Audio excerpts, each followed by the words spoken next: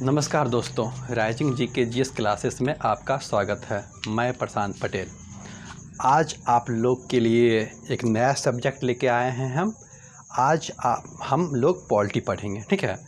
तो पॉलिटी पढ़ने से पहले हम लोग जो स्टार्ट करते हैं तो उसमें हम लोग पहले पॉलिटी का हिस्ट्रिकल बैकग्राउंड देख लेते हैं कि आखिर क्या कारण था जो कि धीरे धीरे से हमारा संविधान लिखा गया। तो उसका थोड़ा सा हिस्ट्रिकल बैकग्राउंड हम लोग देख लेते हैं। उसके बाद रेगुलेटिंग एक्ट देखेंगे, फिर संविधान का निर्माण होगा, फिर हमारा सीक्वेंस चलता चला जाएगा कि हमारे संविधान में आखिर किन किन बातों का उल्लेख किया गया है। तो हमारे साथ बने रहिए, आपको पढ़ने में पूरा मज़ा आएगा। इससे पहले हमने दिल्ली सल्तनत पूरी चैप्टर डाल दी गई है यूट्यूब पे, और धीरे धीरे हम मेडिवल हिस्ट्री, मॉडर्न हिस्ट्री और एशियन हिस्ट्री सारे ख़त्म करेंगे। तो चलिए हम लोग स्टार्ट करते हैं पॉलिटी। भारतीय, इसको हम लोग बोलते हैं भारतीय राज्य व्यवस्था, ठीक है। अगर आप लोग को पॉलिटी को बहुत अच्छे से जानना है तो आप लक्ष्मीकांत का बुक पढ़ सकते हैं। उसमें बहुत सारे चीज़ दिए गए हैं, जो भी यूपीएससी कंडक्ट करते हैं वो उसी बुक को फॉलो करते हैं, ठीक है। तो भारतीय राज्य व्यवस्था में हम लोग आज पढ़ेंगे भारतीय संविधान की ऐतिहासिक पृष्ठभूमि, कि हमारे संविधान को जो चीज़ लिखा गया है उसका हिस्टोरिकल बैकग्राउंड क्या है। इसे हम लोग हिंदी में बोलते हैं इंग्लिश में हिस्टोरिकल बैकग्राउंड। चलिए स्टार्ट करते हैं कि आप लोग को तो पता ही होगा कि सबसे पहले हमारे देश में कौन आता है, तो पुर्तगाली। आपको पता होगा कब आता है, 1498 में। कौन? तो वास्को डी गामा, ठीक है। तो कहाँ पे आता है? कालीकट के तट पे। और इसका जो मतलब कि स्वागत करता है, तो वहाँ के क्षत्रिय राजा जो होते हैं जमूरीन, वो स्वागत करता है वास्को डी गामा का, ठीक है। तो वास्को डी गामा दोबारा भी यहाँ से जाने के बाद दोबारा भारत फिर आएगा, कब? 1502 में, ठीक है। तो वास्को डी गामा यहाँ पे आके यहाँ के मसाले लोग सब खरीद के वहाँ बेचते हैं पुर्तगाल में। तो उसे 60 गुना ज़्यादा मुनाफा होता है। सोचिए, 60 गुना ज़्यादा मुनाफा, यानी कि 10 रुपये का चीज़ सीधा 600 में। तो इतना ज़्यादा मुनाफा हुआ। उसके बाद डच लोग आते हैं, ठीक है। ये आने का क्रम है, जो विदेशी लोग हैं, ठीक है, उन लोगों का आने का क्रम है। पहले पुर्तगाली आएंगे, फिर डच आएंगे 1595 में, ठीक है। उसके बाद अंग्रेज आएंगे, ठीक है। उसके बाद डेनमार्क आएगा 1616 में, फ्रांस आएगा 1664 में, उसके बाद स्वीडिश आएगा 1731 में, ठीक है। तो ये आपका सीक्वेंस रहना चाहिए, पुर्तगाली, डच, अंग्रेज, डेनमार्क, फ्रांस, स्वीडिश। ये कभी कभी आपको पूछ देगा कि आने का क्रम, जो विदेशी आते हैं उनका आने का क्रम क्या है, तो आपको इस सीक्वेंस में सजाना होगा। जबकि कंपनी स्थापना का क्रम, जो कंपनी स्थापना करता है उसका क्रम अलग रहता है, ठीक है। तो उसमें पहले पुर्तगाली और इस दोनों का उलटफेर होगा, अंग्रेज, फिर डच, फिर डेनमार्क, फ्रांस और स्वीडिश, ठीक है। तो अंग्रेज कब आता है, तो 31 दिसंबर 1600 को कंपनी जो होता है भारत आगमन होता है, ठीक है। जब भारत आगमन होता है तो उस समय ये कंपनी का स्थापना लिख दी, यहाँ आगमन होना चाहिए, कंपनी का आगमन, ठीक है। तो कंपनी जो आती है भारत, तो इंग्लैंड में जो था उस समय एलिजाबेथ प्रथम महारानी थी, और इंडिया में किसका शासन चल रहा था, तो अकबर का, सम्राट अकबर का। जब कंपनी भारत आया तो उस समय इंग्लैंड में एलिजाबेथ प्रथम का, और इंडिया में किसका शासन था, अकबर का, ठीक है। तो ईस्ट इंडिया कंपनी क्या करता है, एलिजाबेथ प्रथम जो महारानी रहती है उससे एक अधिसूचना लेके, या उससे एक अधिकार पत्र लेके, ठीक है, यानी कि 15 साल का अधिकार पत्र दिया जाता है कि जाके आप कैफ ऑफ गुड होप में, कैफ ऑफ गुड किसको बोलते हैं, जो हिंद महासागर के जो इधर का क्षेत्र जो रहता है ना, इंडिया के बीच का जितना भी देश रहता है, इंग्लैंड की तरफ का इधर का, वो सबको बोलते हैं कैफ ऑफ गुड होप, यानी कि पूर्वोत्तर देश के जितने भी हैं पूर्वी क्षेत्र में, वहाँ पे हम लोग बिजनेस करेंगे। तो कैफ ऑफ गुड होप में बिजनेस करने के पर्पज़ से ईस्ट इंडिया कंपनी एलिजाबेथ प्रथम से अधिकार पत्र लेके इंडिया आता है। कब? 31 दिसंबर 1600 को, ठीक। अकबर की मृत्यु कब हो जाती है? 1605 ईस्वी में। जब कंपनी आता है कभी कभी क्वेश्चन पूछेगा किसका शासनकाल था, तो अकबर का। अकबर की मृत्यु हो जाती है 1605 ईस्वी में। अब अकबर की मृत्यु हो जाने के बाद गद्दी पर कौन बैठेगा? तो इसका बेटा जहांगीर। ठीक है, जहांगीर जब गद्दी पर बैठेगा तो एक कभी कभी क्वेश्चन पूछ दिया जाता है कि जहांगीर के दरबार में सबसे पहले कौन अंग्रेज आया था, जो अंग्रेज की तरफ से आया था, कौन आया था? तो अंग्रेज की तरफ से कौन आता है? हॉकिंस। ठीक है, कैप्टन हॉकिंस आता है जहांगीर के दरबार में। अच्छा, यहाँ पे अकबर का 1605 ईस्वी में मृत्यु होता है, उसके पहले 1603 ईस्वी में एलिजाबेथ प्रथम की भी मृत्यु हो जाती है। एलिजाबेथ प्रथम की भी मृत्यु हो जाएगी। कब? 1603 में।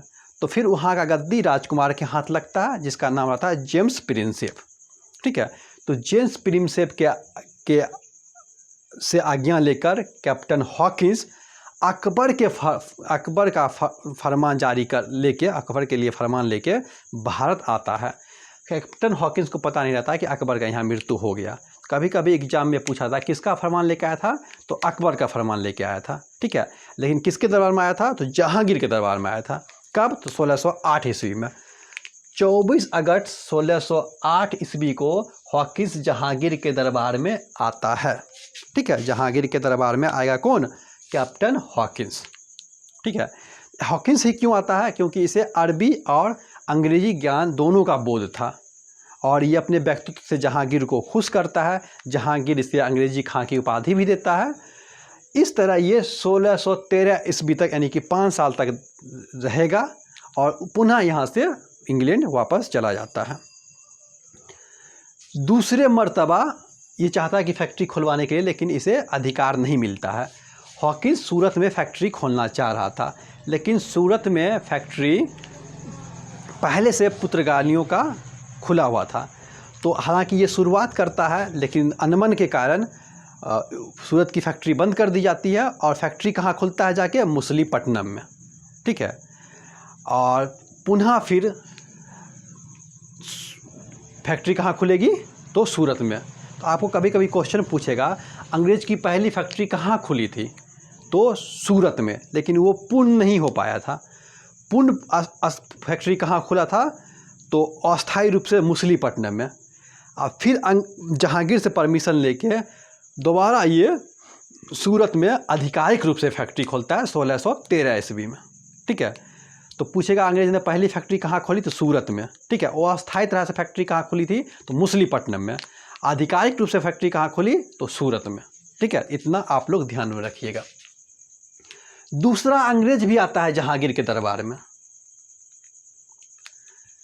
Sir Thomas Roe. 1615 ईस्वी में सर टॉमस रो आता है और 3 साल तक 1618 ईस्वी में रहता है और उसे कुछ क्षेत्र पर फैक्ट्री खोलने का अनुमान जहांगीर से मिल जाता है। ठीक है, तो जहांगीर के दरबार में 2 व्यक्ति आए थे, पहला कैप्टन हॉकिंस, दूसरा सर टॉमस रो। इतना बात आपको क्लियर हो गया। ठीक है, कभी कभी आपको अकबर के टाइम में भी आता है एक रॉबर्ट फ्रिंच।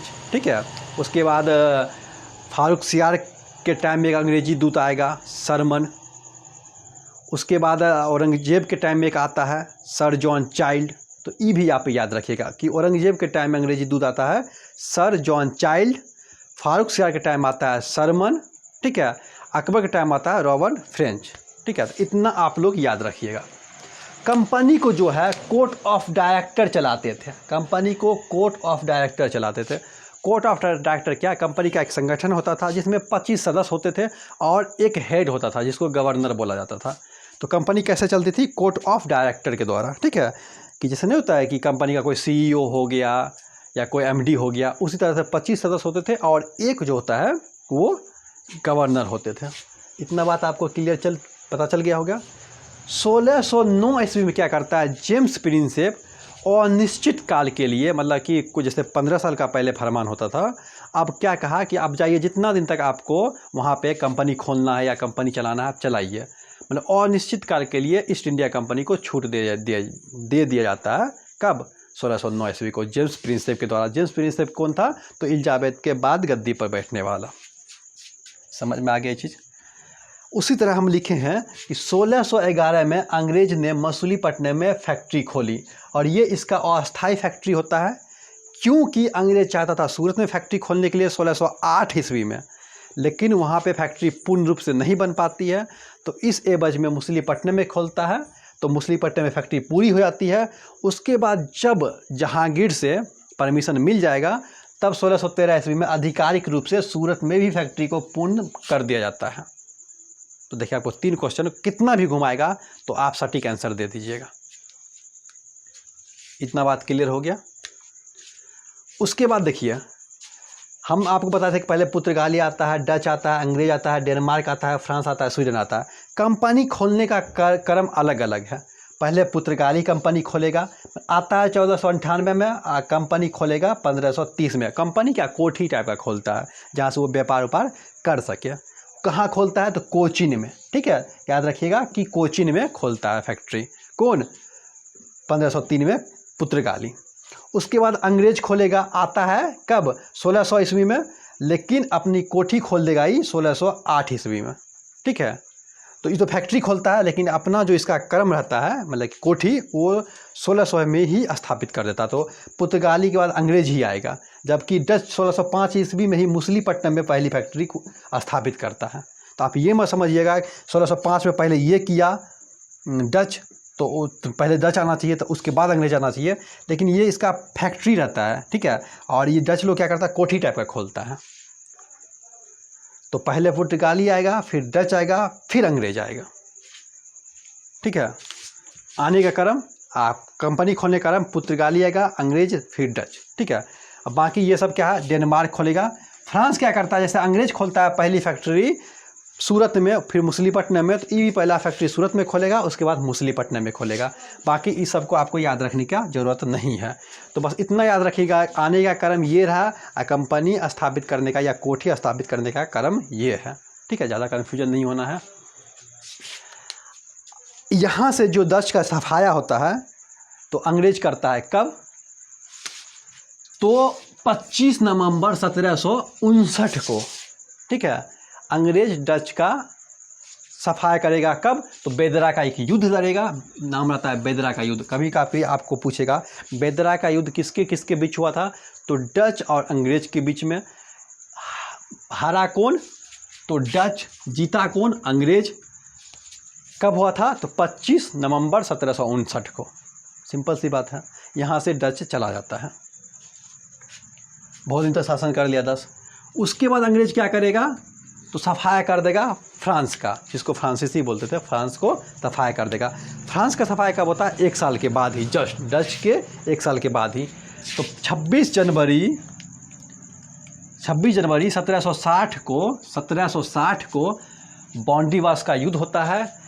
अंग्रेज जीत जाता है, फ्रांस हार जाता है। तो फ्रांस का भी लगभग सफाया हो गया। ठीक है, अब 2 तो चला गया, बाकी ये सब तो ऐसे ही व्यापार करने के लिए आता है, ये सब तो चला ही जाता है, डेनमार्क और स्वीडन। उसके बाद क्या होता है, जो मुंबई पे अधिपति रहता है, तो उसमें पुर्तगाली का ज़्यादा रहता है इस व्यापार करने का अधिकार। होता ये क्या कि पुर्तगाली की एक राजकुमारी होती है, एक नाम रहता है कैथरीन, और इसका नाम रहता है इंग्लैंड के राजकुमार का चार्ल्स द्वितीय। कैथरीन का शादी कर दिया जाता है चार्ल्स द्वितीय के, जो राजकुमार रहता है। तो इस तरह से दहेज के रूप में पुर्तगाली क्या करेगा, बम्बई दे देगा, किसको, चार्ल्स द्वितीय को, जो इंग्लैंड के राजकुमार होते हैं।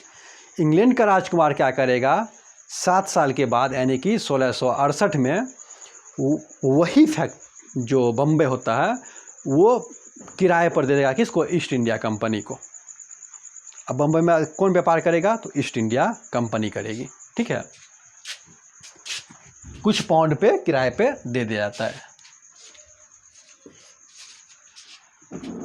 1717 में 1700, यहाँ 19 लिखा है, लेकिन 1717 आप सुनिएगा एक पीछे। 1717 में फारूक सियार मुगल के गद्दी पर बैठता है। ठीक है, फारूक सियार जब 1717 में मुगल की गद्दी पर बैठता नहीं है, मुगल की गद्दी पर उस समय वो रहता है। 1717 में फारूक सियार एक फरमान निकालता है। वो क्या करता है, 3000 वार्षिक किराए पर बम्बई दे देगा किसको, सॉरी बंगाल दे देगा कंपनी को किराए पर कि आप लोग बंगाल में व्यापार कीजिए या कंपनी खोलिए।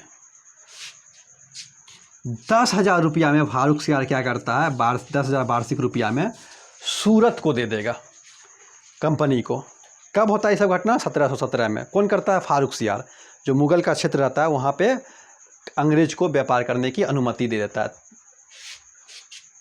3,000 में बंगाल में, 10,000 में सूरत में।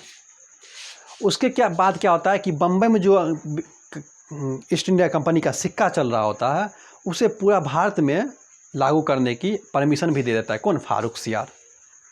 उसके बाद फारूक सियार का शासनकाल ख़त्म होता है। तो देख रहे हैं कि अंग्रेज का कैसे आधिपत्य हो रहा है इंडिया पर। तो हिस्ट्रिकल बैकग्राउंड में समझाने का यही मकसद होता है। उसके बाद 2 साल के बाद गद्दी पर कौन बैठेगा, मोहम्मद रंगीला। मोहम्मद शाह रहता है, इसको मोहम्मद रंगीला नाम दिया जाता है क्योंकि ये रंगीन किस्म के मिजाज के व्यक्ति होते हैं। इसको सत्ता वत्ता से ज़्यादा कोई लेना देना नहीं। अच्छा शासनकाल चलाता है। 1738-39 में एक घटना क्या होता है, ईरान का जो नेपोलियन कहा जाता है, ध्यान रखिएगा, ईरान का नेपोलियन किसको कहा जाएगा, तो नादिर शाह को। ईरान का नेपोलियन। भारत का नेपोलियन किसको कहा जाता है, तो समुद्रगुप्त को। ईरान का नेपोलियन जो नादिर शाह आता है वो क्या करता है, 13 फरवरी 1749 को हरियाणा का एक जगह आता है करनाल, वहाँ पे आक्रमण कर देता है। करनाल पे ही युद्ध होता है मोहम्मद शाह रंगीला का और नादिर शाह का। मोहम्मद शाह बुरी तरह हार जाएगा। नादिर शाह दिल्ली आता है। दिल्ली में वो 57 डेज तक दिल्ली को खूब लूटता है, बहुत तहस नहस कर देता है दिल्ली को। गली गली में खून की होली हो जाता है। ठीक है, हिस्ट्री में इसको हम अच्छे से समझा देंगे। उसके बाद यहाँ से नादिर शाह जो मयूर सिंहासन था उसे ले जाएगा और कोहिनूर हीरा, जो कोहिनूर हीरा होता है उसे भी लेके चला जाता है। कहाँ, ईरान।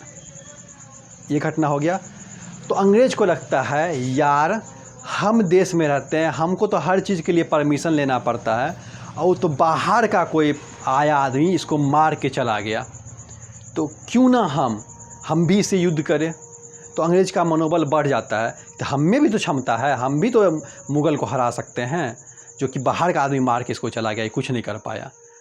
तो इस तरह से अंग्रेज का ही मनोबल धीरे धीरे बढ़ने लगता है। पहले तो फारूक सियार दे दिया मनोबल, फिर मोहम्मद रंगीला के टाइम में मनोबल बढ़ गया। इस मनोबल बढ़ने के क्रम में जब, आप ध्यान रखिएगा, बंगाल का एक नवाब होता है अली वर्दी खां। अली वर्दी खां का कोई पुत्र नहीं रहता, उसकी 3 पुत्री रहती है। तीनों पुत्री का वो शादी करता है ढाका में, पटना में, पूर्णिया में। तो पटना की जो बेटी रहती है उसका एक बेटा रहता है, नाम रहता है सिराजुद्दौला।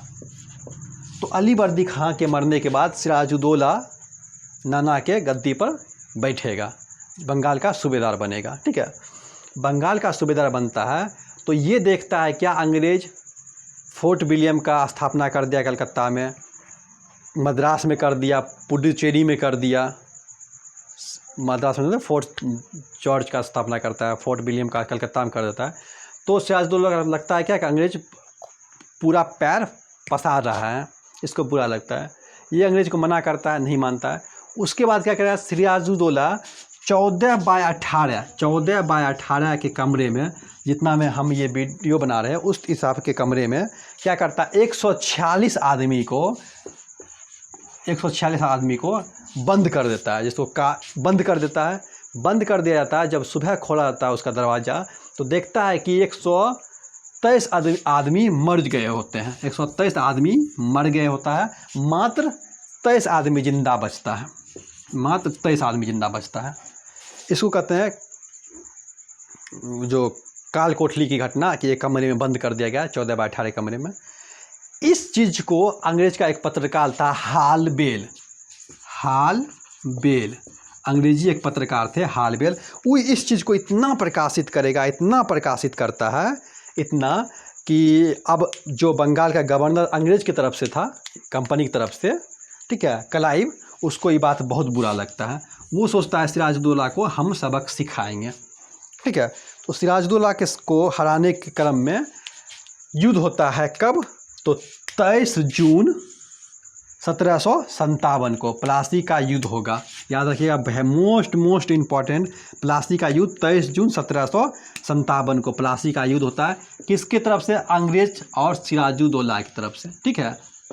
अंग्रेज की तरफ से लड़ेगा क्लाइव, नेतृत्व करता है, और सिराजुद्दौला जो बंगाल के सूबेदार होते हैं वो लड़ता है। तो सिराजुद्दौला का कहा जाता है कि उसकी मौसी जो रहती है वो सपोर्ट नहीं करती है, इसका जो सेना नायक रहता है जैसे मीर जाफ़र वो सपोर्ट नहीं करता है, मीर जाफ़र सपोर्ट नहीं करता है। उसके बाद जब सिराजुद्दौला हार जाएगा तो मीर जाफ़र को गद्दी पर बैठा देता है कौन, अंग्रेज। तो इस युद्ध में अंग्रेज की विजय होती है और सिराजुद्दौला हार जाता है। इतना क्रम हो गया। सिराजुद्दौला के हारने के बाद मीर जाफ़र गद्दी पर बैठेगा। मीर जाफ़र को से षड्यंत्र रच के अंग्रेज से गद्दी कौन प्राप्त कर लेगा, तो मीर कासिम, जो मीर जाफ़र का दामाद रहता है, वो अंग्रेज के अधीन नहीं रहना चाहता है, इसलिए वो मुर्शिदाबाद से अपनी राजधानी कहाँ ट्रांसफ़र कर लेगा, मुंगेर, ठीक है, मुंगेर ट्रांसफ़र कर लेगा। अब अंग्रेज को लगेगा मीर कासिम बात नहीं मान रहा है, इसलिए हम पुनः मीर जाफ़र को गद्दी पर बैठा देते हैं, ठीक है। इसी सब क्रम में यहाँ तो 22 लिखे हम या 23 लिखे, एग्जाम में आपको 2 ही ऑप्शन देगा, 2 ही नहीं, इस दोनों के अलावा और ऑप्शन देगा, लेकिन ये दोनों नज़दीक ऑप्शन नहीं देगा, क्योंकि कुछ बुक में 22 अक्टूबर लिखा गया है, कुछ बुक में 23 अक्टूबर लिखा गया है, ठीक है। तो दोनों में से दोनों सही है, तो 22 अक्टूबर भी आप इसको ले सकते हैं। 22 अक्टूबर 1764 को बक्सर का युद्ध होता है, किसके बीच, अंग्रेज और 3 गो जो होते हैं, एक तो पहले मुग़ल के जो उस समय शासक रहते हैं शाह आलम द्वितीय, अवध के जो सूबेदार रहते हैं सिराजुद्दौला, अवध जो उत्तर प्रदेश का क्षेत्र को बोलते हैं, इधर के क्षेत्र को, बिहार उत्तर प्रदेश के सीमावर्ती क्षेत्र को, कासिम बंगाल के नवाब, जिसके जो ट्रांसफ़र मुंगेर कर लेता है मुर्शिदाबाद से राजधानी। ये तीनों से लड़ाई करेगा अंग्रेज। अंग्रेज से तरफ से नेतृत्व कौन करता है, तो हेक्टर मुनरो, ठीक है, अंग्रेज की तरफ से नेतृत्व करेगा सेना का। अंग्रेज इन तीनों को बुरी तरह से पराजित कर देगा, तीनों को। अच्छा, एक चीज़ और ध्यान दीजिएगा, प्लासी के युद्ध में मुग़ल बादशाह कौन था, तो आलमगीर द्वितीय। यहाँ पे शाह आलम द्वितीय, तो वहाँ पे आलमगीर द्वितीय था प्लासी के युद्ध के टाइम में शासन मुग़ल का।